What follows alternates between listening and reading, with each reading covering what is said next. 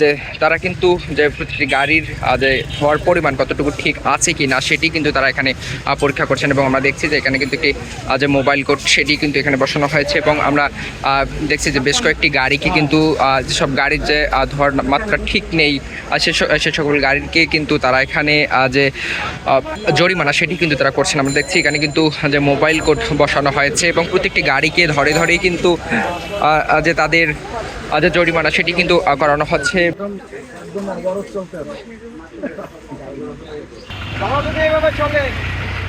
কিভাবে হবে? তারা যদি সচেতন না হয়, আমরা তো ভুক্তভোগী। এইসব কালো ধোঁয়া আমাদের নিঃশ্বাস, এটা আমাদেরও তো অনেক কষ্ট হয়। ওটা তো 100 মনে হয় পার হইতে পারে, তারপরে বলা যায় না। মেশিন আছে, মেশিনে চেক করে দেখি কতটুকু আসছে, কিন্তু 100 এটা গ্যারান্টি।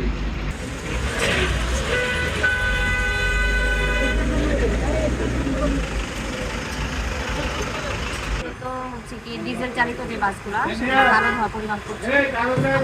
সর্বনিম্ন মাত্রা হচ্ছে 65 HSU স্মোক ক্যাপাসিটি মিটার একটা যন্ত্রের সাহায্যে আমরা এটা মাপি থাকি। এটার উপরে যে বাসগুলো সেগুলোকে আমরা জরিমানা করছি। এখন পর্যন্ত 4টি বাসকে আমরা 12,000 টাকার মতো জরিমানা করেছি। আরও বাসগুলো আছে যারা এখন জরিমানা পরিশোধ করেনি, আরও 3-4টা বাস রয়েছে। এটা হচ্ছে গিয়ে বাংলাদেশ পরিবেশ সংরক্ষণ আইন 1995 সংশোধিত 2010 এর 6-1 ধারা অনুযায়ী যে যানবাহনগুলোর 65 HSU মানে smoke capacity hard to smoke unit কালো ধোঁয়া নির্গমন করে, সেগুলোকে আমরা সর্বোচ্চ প্রথম অপরাধের জন্য 5,000 টাকা পর্যন্ত জরিমানা করতে পারি।